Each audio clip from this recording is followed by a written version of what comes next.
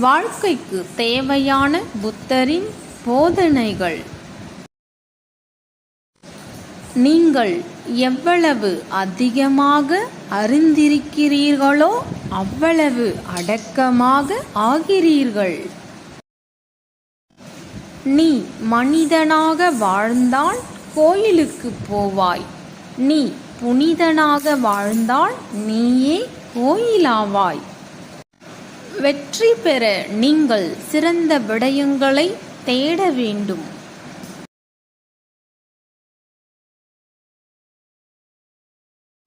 உன் சிறந்த முயற்சியை செய். வீரம் என்பது சிந்தித்துக் கொண்டே இருப்பது. பலசாலி என்று நிரூபிக்க பலவீனத்தை காட்டாமல் இருந்தாலே போதும்.